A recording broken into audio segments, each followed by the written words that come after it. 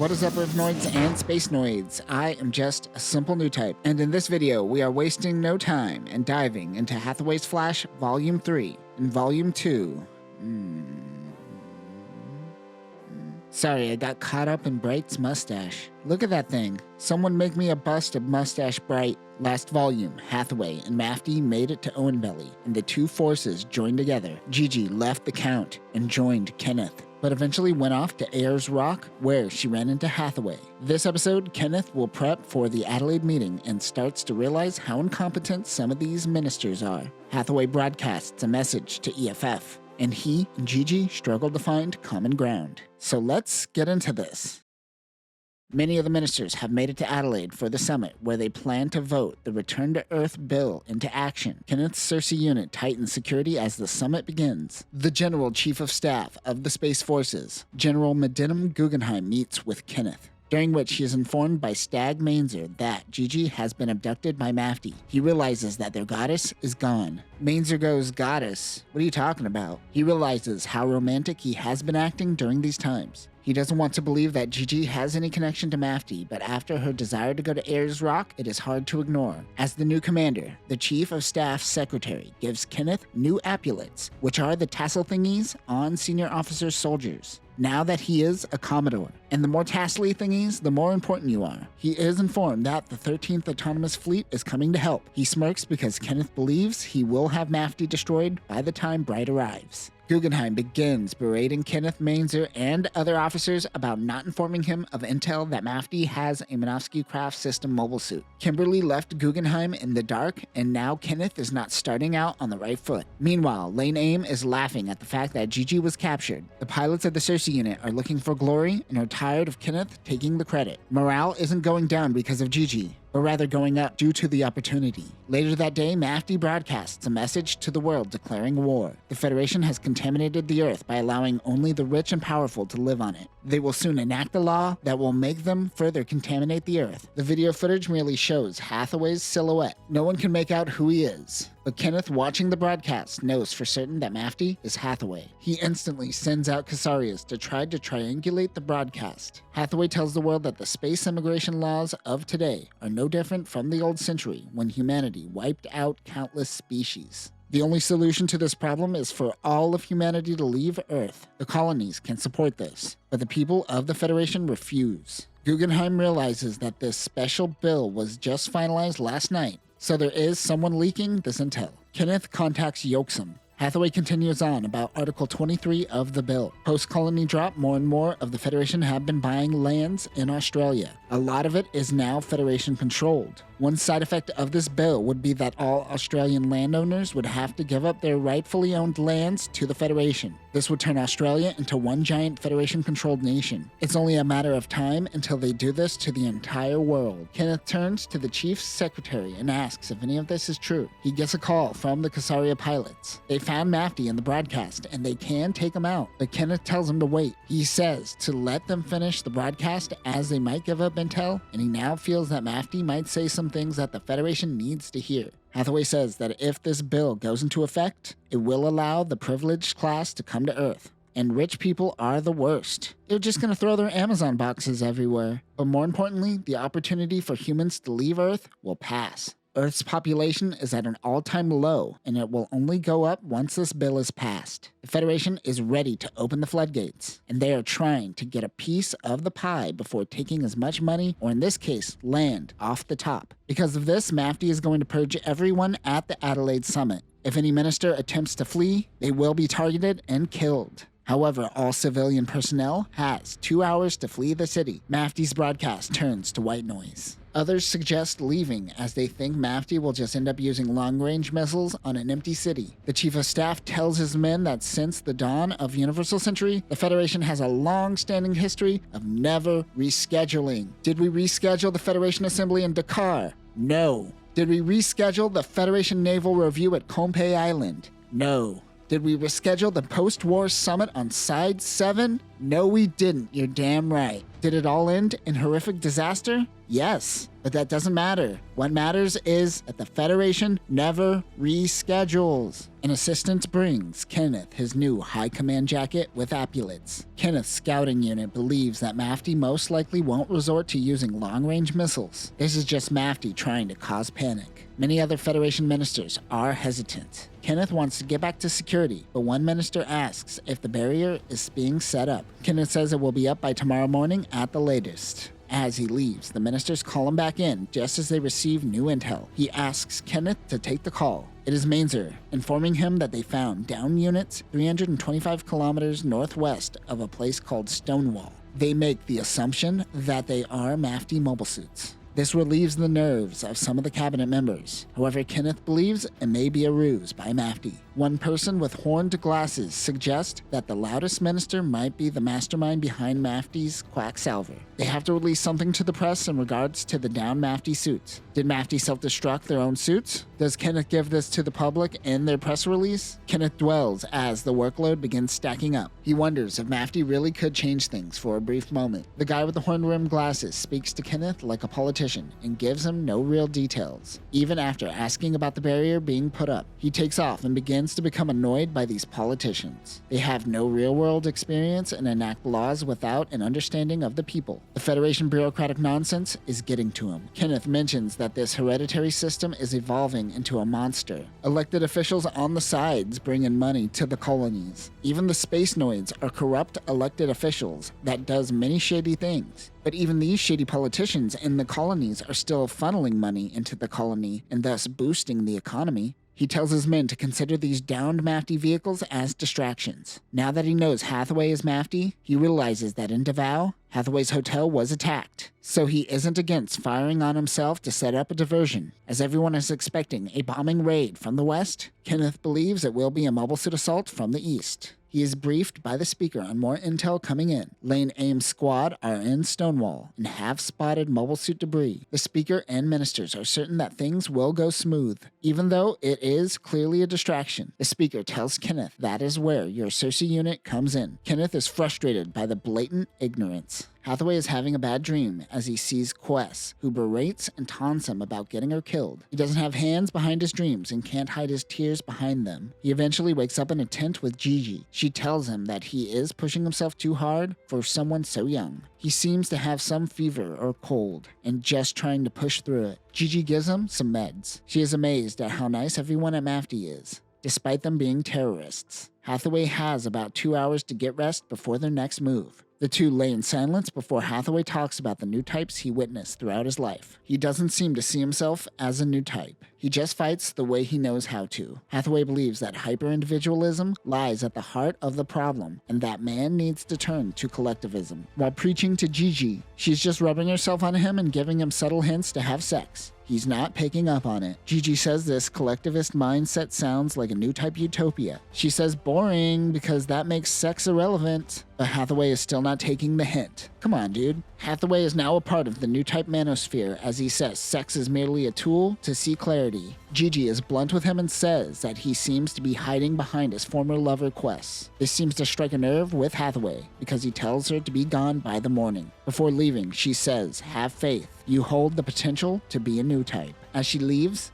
she sees Messers and Galsasans hiding in tiny caves hidden from the skies. One person reaches out to her. It is Cheng He. He goes to talk to Hathaway. Meanwhile, Fabio and the Owen Belly forces talk to Gigi and treat her like a goddess of luck, just like Kenneth. Gigi notes that perhaps his men doesn't know about Hathaway and Koraya. How do you know about Hathaway and Koraya? I guess you knew about Quest. Gigi's new type power is foreshadowing. Meanwhile, Hathaway rests. Raymond and Emeralda welcomes Gigi into the Galsazans to hang out. The sun begins to rise. Mafty is using old telephone lines as their communication network. They are currently using an old phone booth. Well, that's something that will have to be changed in the movie. Give Mafty an army of delivery pigeons in the movie. Make it happen, Bandai Filmworks. A man receives a message. He gets on a gasoline-powered motorcycle, which is very rare, and takes off towards the Mafty camp. He sends the Mafty Army word from Quacksalver that the cabinet meeting is moving forward on schedule. Fabio and the Ownbelly peeps have already left to spread Minovsky particles around Adelaide. Hathaway ignores small talk from Emeralda to ignore anything regarding Gigi. He tells his men to grab food and anxiety meds, so they are all taking anti-anxiety medication.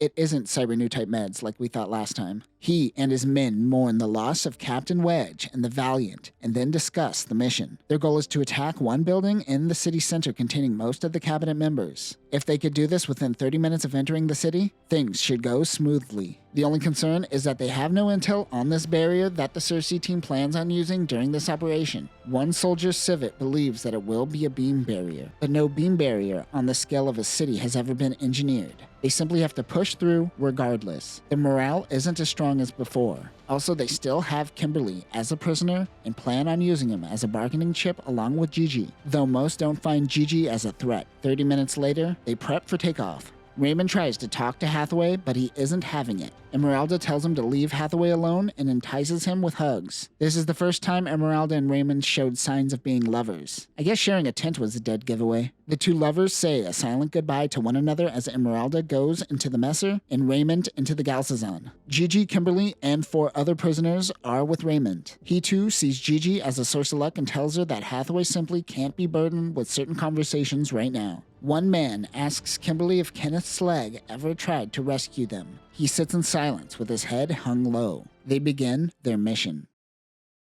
6 Galsazons lift into the air, each carrying 2 Messers, while 2 of the subflight systems carry just extra weapons. Ahead of the pack is Kasai Gundam. They are 400 kilometers from Adelaide and will take them 30 minutes. On Fencer Main's Messer is a rookie pilot that hasn't really been tested. Hathaway sees this as a point of failure. Galman contacts Hathaway and notices he is struggling internally. He wonders if he is still hung up on Gigi. He says he has shut her out of his mind and she might be a spy for Kenneth still. Galman turns to the others on the Galsazon and says, "Can you believe this guy didn't make a move?" But then he turns back to the comms and suggests to him that maybe he'd try to make a move on her after the mission, as everyone could obviously see his true feelings. He essentially allows Hathaway to drop his guard for a moment and be vulnerable in a time when he should be at his strongest. Hathaway says that he will win Gigi over Kenneth and uses this as a mantra. Fabio should meet at the designated meeting point after the 3rd wave is unleashed. Hathaway has done all he could do.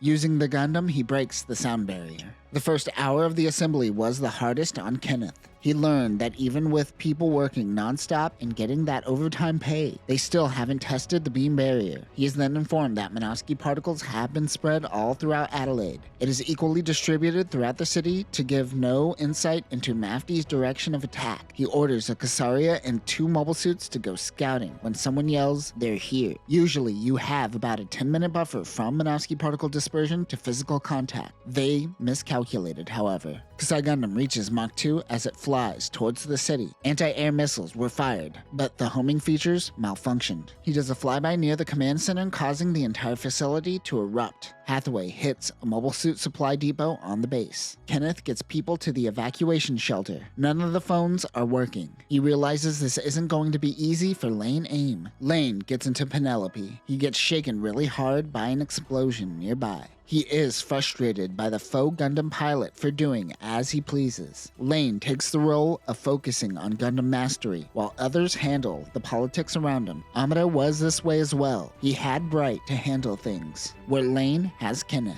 Lane and Kenneth's command-subordinate relationship seems more contentious, however. Kenneth needs to learn the power of a good slap. It seems the transformation system is broken, but Lane has no intention of transforming. He takes off as another explosion hits the base. Smoke engulfs the area, and Lane uses his exhaust to clear it. Oh man, I hope he isn't using Corsair fans. It has only been about a minute since the attack happened, but Lane feels he launched too late. He sees a streak of light pass by in an instant. He is certain it is Kasai Gundam. One thing that both Penelope and Kasai have the ability to do is fly faster than the speed of sound. Hathaway is flying around Mach 2 currently. This may not seem like much in a world of faster space travel, but this marks a huge jump in technology for atmospheric flight. And it is all thanks to the miniaturization of the Minovsky craft system. It has come a long way since UC-0079, when all Amado could do on Earth in the Gundam was jump and hoped to land landing didn't break his neck. But Lane has a throwaway comment that seems very important. How is Kasai Gundam protected at those speeds? Why, with a beam barrier. Lane notes that Mafty perfected it while EFF is still trying to figure it out. For a moment, he realized this all happened when Gigi was captured, and he wonders if she really is good luck.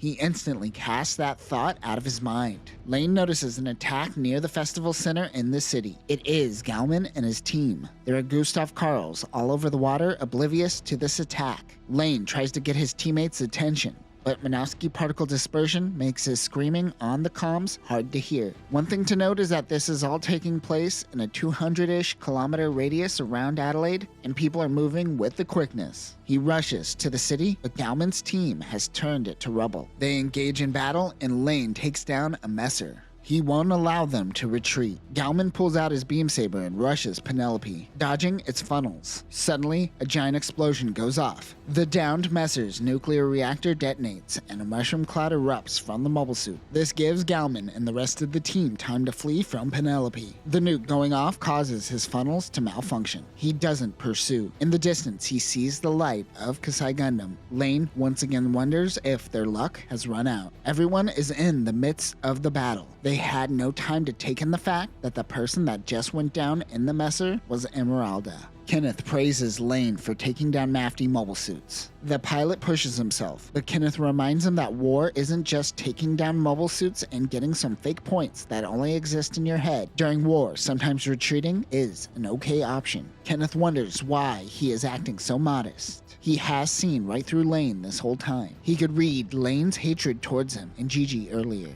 Lane is taken aback by Kenneth's understanding of his subordinates. He calls Kenneth Captain, but soon corrects himself and says Commodore, before suggesting that perhaps Gigi had some merit to Cersei. Kenneth's assistant, Francine, informs him that Hundley Yoaksum was able to make his escape and is currently in the underground shelter. Lane goes on standby while Kenneth goes to meet the director. He hates that he is underground and feels like he isn't doing anything while chaos ensues above him. We talk about the bureaucratic nonsense. In this novel, Kenneth refers to it as the art of waiting, and EFF has mastered this art. He meets with Yoaksum, whose left arm received minor wounds. He was trapped under concrete when things started to pop off. Yoaksum is sarcastic and says, "What have you been doing, sleeping?" Kenneth answers seriously and says he will dismiss himself and take responsibility for his action. Drama queen! Yoaksum cuts through the drama by saying, "Let's worry about that later." He informs Kenneth that the cabinet members have passed a few bills before the attack went down. As of now, the bureaucrats of Earth now have full control over Earth immigration. The Rockeye Loom and the 13th Autonomous Fleet enters Earth orbit. As the ships prepare to enter into the atmosphere, Daddy Bright wonders if his son is sick and is concerned. He then wonders if his son is with a woman and goes from concerned to extremely concerned. Oh, Bright. Ah, Bright. In a forest 50 kilometers southeast of Adelaide, Hathaway and Mafty's forces regroup. He tells Fabio that he and the Owen Belly forces have fared well in these times. Fabio tells Hathaway that they will make their way downstream and retreat when the time comes. But he has that look in his eyes that says, "Nah man, I'm going out in the blaze of glory." After the loss of 2 Galsazans and 6 Messers, he properly reassures Hathaway. Mafty will go out on the second raid on the city, and Fabio will follow suit in a 3rd wave. Also, there is a Mafty member called Kausaria or Kausaria, and it is too close to the Kausaria base jabber. Make better mouth sounds, Tomino. Everyone's morale is all over the place. Galman's voice is heard over a receiver as silence comes over Mafty's crew. Kausaria was trying to blame Emeralda's death on Gigi, and Galman commands the room and gets everyone on the same page. Galman asks for the release of the prisoners, and Hathaway obliges. Kimberly leads the pack of prisoners with Gigi in the back. They will leave them before taking off for the 2nd wave. Fabio and his team has already taken off to wait for the 3rd wave. Having Kimberly be found alive will be a blow to EFF's ego and a win for Mafty. As they take off, Galman is reminded that he is a middle-aged man fighting with youngsters. No one will cry for him if he is dead. He says that he is going to live to find himself a woman to settle down with. He feels if he doesn't, this will all be for nothing. Oh, it sounds like you're gonna kill Galman as well. Don't do that. Mafty heads back to Adelaide. On the ground, Gigi instantly heads with great speeds in the direction of the mobile suits. Kimberly and the others follow her awkwardly as she is the only one not handcuffed, and she happens to have the keys. Once she finds a road, she takes the keys and throws them in the forest. The Cersei men and Kimberly begin searching for the keys, and she runs towards Adelaide. She wants to see Hathaway before his potential demise. She doesn't know how this will play out, however. A caravan of Elakars head out of the city. They are full of battle-injured soldiers, casualties of Mafty's first wave. They will most likely pick up Kimberly and find her, but she keeps running. She is tired of having her life be left in other people's hands. Gas Hugest meets with Yoksum, who is still tending to his wounds. As the two have a discussion, Kenneth monitors the Gustav Karls and the Caesarias in the command center. He is certain that a gentle slope south of Adelaide is where Mafty's second attack will occur. They remove the flying form parts of Penelope. They will send a Caesaria north as a distraction while Lane waits for Kasai Gundam in the south. Lane will have only 2 Gustav Karls to assist him, but he is certain that is adequate. Lane wants to be able to fight the Gundam at its full potential, so he is somewhat worried. Kenneth reminds him to use the beam barrier to his advantage. He sees that Lane is growing as a pilot. Remember, Penelope Gundam is just Odysseus Gundam with the flight form. Without it, we see Odysseus Gundam in its true form. Kenneth notes that this slimmed down version is very light on its feet. The Gundam takes off. He receives a call that informs him that they spotted Mafty's signature. Good, they don't have to scout them out. EFF can simply let Mafty come to them. Before seeing them on the monitor, 2 Gustav Karls suddenly are taken out. They see 6, maybe 8 Mafty units. They take down 1 Galsazon. Kenneth stays alert as things start to take off. Mafty passes over a series of mountains called Flinders Ranges, heading south towards Adelaide when they spot 3 Gustav Karls. They go into action as he believes it isn't a trap. This is confirmed when they swiftly take them out. Hathaway is in range of the airport in Adelaide and lets the missiles rip, but they are blocked by Lane and Penelope Gundam. At the same time, Raymond's Galsazon is in the east, causing havoc on the festival center. Lane moves swiftly. Hathaway fires another missile barrage towards Penelope and their airbase. The ensign takes out a missile, but the rest hits the base. He unleashes funnels. Penelope's leg is malfunctioning from Lane's battle with Galman earlier. Also, funnel missiles is a bad name for Kasai Gundam Saikomu weapons. They should be called kamikaze funnels because they are normal funnels with beam weapons, but they can explode on impact. The 2 pilots unleash their funnels and they have a funnel battle. Hathaway says Lane's name on the comms, which throws him off. They're equally matched, and they take out each other's funnels and go in for the melee attack. Odysseus Gundam's skirt armor is destroyed. We talked about last week how Odysseus Gundam plus the flight form system makes Penelope Gundam. Although the book refers to it as Penelope, I'm pretty sure we're seeing Odysseus in battle. Or at least we better be. Imagine it just being the same battle from the first movie again. Hathaway takes a beam rifle energy pack and overloads it, causing an explosion. It does massive damage to Odysseus. Galman tries to help Hathaway, but suddenly he is attacked from behind by 3 Gustav Karls. One of their messers goes down. Galman is too distracted to help now. Galman fires on the festival center and takes cover in the dust. Fencer and Golf try to do the same, but they are shot down. Oh no, Fencer and Golf! Those guys... One thing that the novels do more so than the anime and the manga is that when a mobile suit goes down, that reactor goes off. Tiny nukes are going off all over the place. Also, Tomino goes into detail about Golf and Fencer's units bouncing and ricocheting around before exploding, and it made me laugh. I definitely need to know that Golf bounced 3 times before vaporizing. There are no high-rise buildings in existence in Adelaide anymore. Underground, Commander Mainzer informs Kenneth that the barrier is finally ready. He pulls up the monitor and watches as the 2 Gundams bounce from one camera to another. Much of the security cameras in the city have been taken out. Lane is on the defensive, trying to lure Kasai Gundam towards the barrier. Hathaway slices off Penelope's hand. Lane tries to fire off his beam rifle with his other hand, but Hathaway tears through that as well. Odysseus is losing altitude. Hathaway has an opening to take out Lane. He rushes in, but at that moment, the beam barrier is activated. He feels a surging pain before instantly passing out. Electricity flows through the Gundam before falling to Earth. Lane is lucky to still be alive. He heads down to the Gundam and opens the cockpit to see that it is the guy he met back in Davao. For a moment, Lane wonders if Kenneth is an accomplice to Mafty. Hathaway drifts in and out of consciousness. He thought a girl visited him and wondered if it was Gigi. He has come to terms with the fact that he will never see her again. He is being confined in a small cottage in Gulwa, south of Adelaide. He eventually comes to find Kenneth by his side. Kenneth tells him that he gave EFF a run for their money. Hathaway can't really feel his body and wonders if he has his limbs. Everything is there. He just happens to suffer from severe burns from the beam barrier. His heart is also damaged.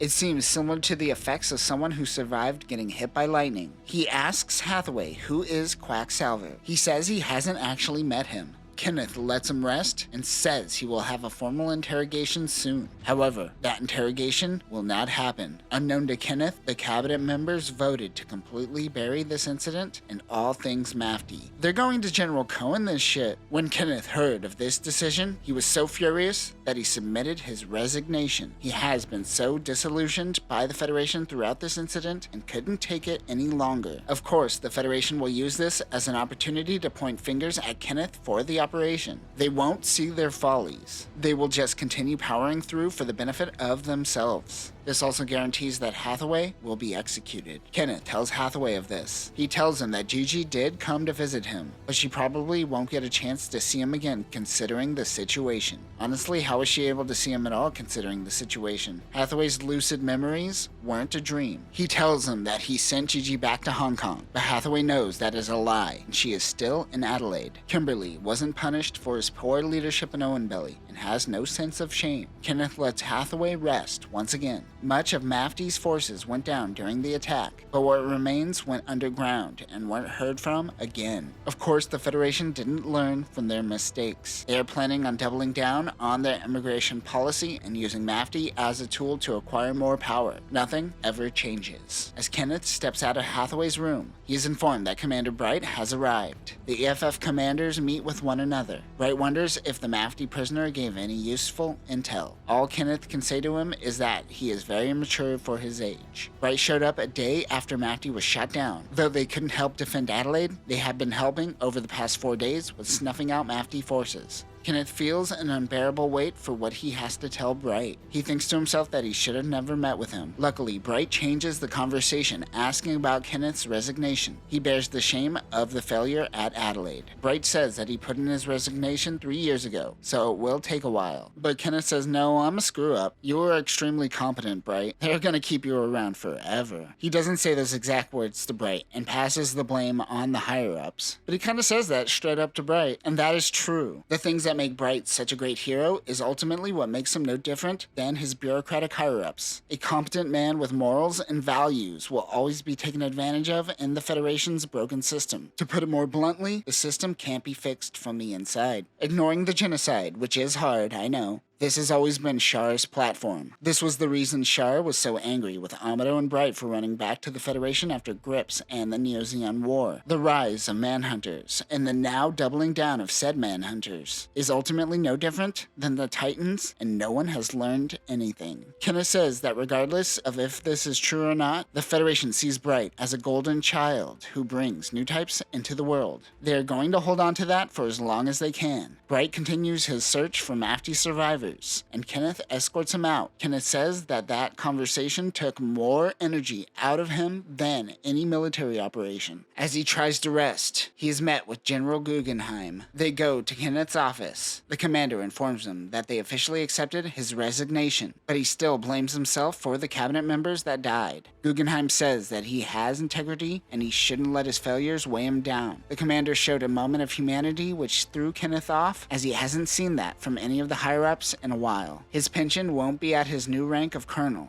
but rather will be paid out at the rank of captain. You only did one mission as a high commander, so fuck you, I guess. Kenneth doesn't seem to care. Bright Noah will be taking over his command, even though he asked to retire years ago. He tells Kenneth it will only be for 3 months until they find a new commander. This is most likely a lie, and they will find an excuse to keep him for as long as possible. Also, the cabinet members decided to vote to have Mafty executed. Kenneth's last mission is to execute Mafty. He is hesitant, so Guggenheim suggests that maybe he has his successor execute him for him. For a second, Kenneth thinks maybe it would be better if a relative did it. He asks the general if he knows who Mafty is. Of course, none of the generals can be bothered, even though I'm sure they received intel. The weight of what's going on in Kenneth's mind is too much for him to keep to himself. He drops formality and says, I'm going to need your discretion on what I am about to tell you. He tells Guggenheim that Mafty is Hathaway Noah. The general is genuinely concerned. He says he is glad they didn't dismiss him earlier. Kenneth must carry out his duty. They can't have a father kill his own son. As Kenneth takes his leave, Guggenheim tells him that he has been granted residency on Earth if he wishes to reside here. A throwaway comment agitates Kenneth as a high commander uses privilege as a form of hush money, like a mob boss. He is more annoyed with how casual the general was about it. However, he learned that not only he was granted citizenship, but also Gigi as well. Bright is informed by Commander Crescendo that his command will take 3 months. Since most of the Mafty forces have been taken care of, he's going to take it easy and treat this like a vacation. He says he will find a few good fishing spots and maybe even give his son Hathaway a visit.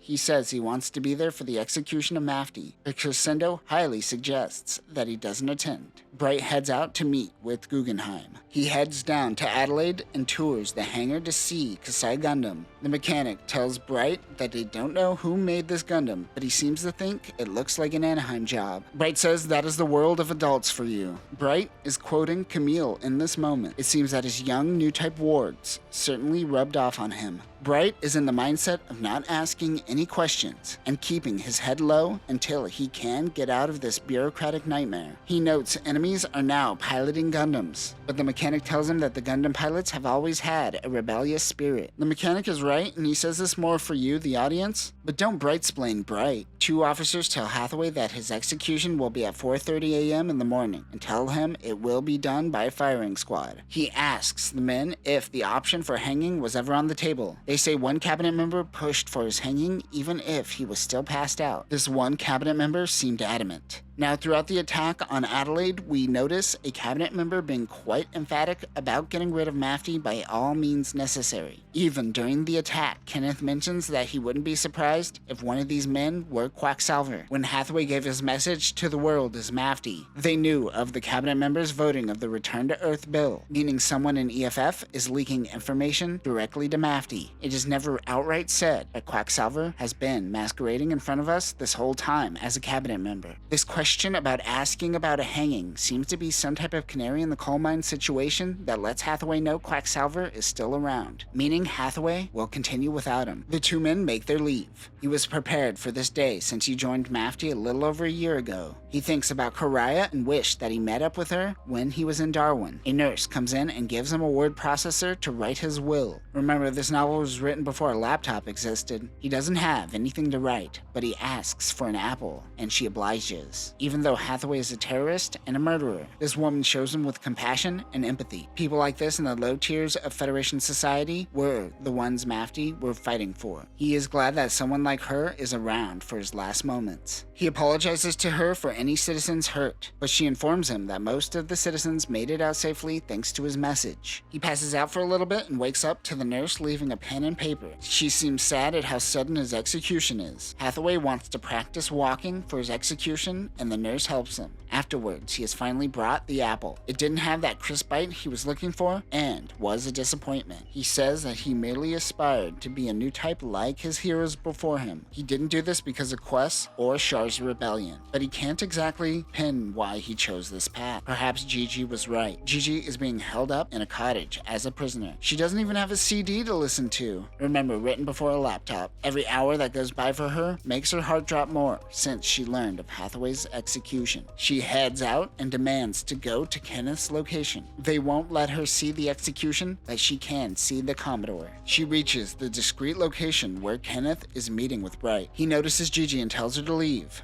She doesn't want Hathaway's father to be present at his execution. Kenneth bluntly says this is a man's job and Hathaway is prepared for this. She runs away crying. Bright is probably watching and thinking, why did a girl show up here at 4:30 in the morning crying? Weird. Kenneth is able to tell Bright to wait while quickly finishing up some tasks. He's going to quickly do this himself before Bright can figure it out. Hathaway is transported to the courtyard where a firing squad awaits him. He tells him his sentence and asks him if he has any last words. He says, I believe that someday the sound mind of humanity will protect this earth. Until then, the mistakes made by people will continue to be corrected by Mafty. He tells the priest he is grateful for everyone in his life. Kenneth puts the blindfold on Hathaway and tells him that he always saw him as a friend. The firing squad takes aim and fires. Gigi was so caught up in her tears that she didn't hear the shooting. He meets with Bright after the execution. Bright heard the gunshots and wondered how it went. He knew he went through with the execution without him. He tells Bright that he was a worthy opponent. The death signature that Kenneth signed had no name attached to it. Though he requests it, Hathaway will be given no gravesite or memorial. Bright's new don't ask question attitude saved him from knowing his son's death. An older Bright would have been more inquisitive and would most likely cause Kenneth to break down. Later that day, Kenneth assumed all power to Bright. Gigi and Kenneth didn't talk to each other that night. The next day, he said his goodbyes to Francine, his assistant, and wishes Bright good luck. Meisner will be staying with Cersei under Bright's command. He notes that Bright's eyes are just like Hathaway's. Which ones? The tiny dot eyes? Or the more realistic eyes they gave him in Char's counterattack? They head back to Adelaide, where Lane and the Cersei pilots give him a gift and thank him for everything he has done. They don't state what the gift is, so leave a comment on what you think Lane gave Kenneth. Kenneth reciprocates by giving Lane his riding whip. Gigi and Kenneth head to Davao, where he is effectively a civilian. Neither of them can speak, and they retreat to their separate rooms in a hotel. After everything that went down, Kenneth can't hold it in, and he bursts into tears. The next day, the two are in shock as Gigi informs Kenneth of the news. It seems that someone leaked that Mafty is Hathaway, and they point fingers at Bright for executing the terrorist. The source is Guggenheim,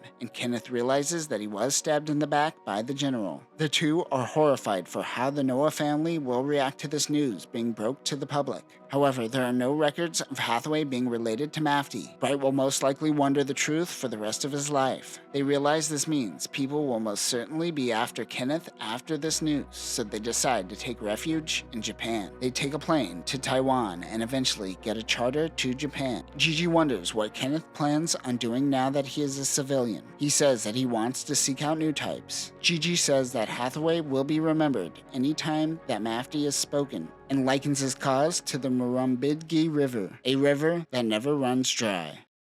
And that will conclude Mobile Suit Gundam, Hathaway's Flash. This is quite the bummer, not only because of the death of Hathaway, but because it seems that the Federation is destined to never change. Even though Mafty is destroyed, Hathaway was able to change the hearts and minds of at least a couple people, including Kenneth. There's a lot of wandering and forlorning in this story. Hathaway, Gigi, and Kenneth feel alone, abandoned, and desperate, all for different reasons. Even Hathaway couldn't pinpoint exactly what he was fighting for. All he was confident about in the end is that he didn't do it for Quest. He did it for himself. This ending also marks the ending to early Universal Century. We are now moving into late Universal Century. So much pain and chaos have occurred between Space Noids and Earth Noids. But while this was all going on Earth, Jupiter has slowly been growing its own empire. We head to Universal Century 123, where we see the rise of Crossbone Vanguard and Cosmo Babylonia. But that will do it for now, new types. Remember, you don't always find the answers. You could spend your entire life wandering and still find nothing. Is that the message of the story? Damn, that's grim. Alright. Peace.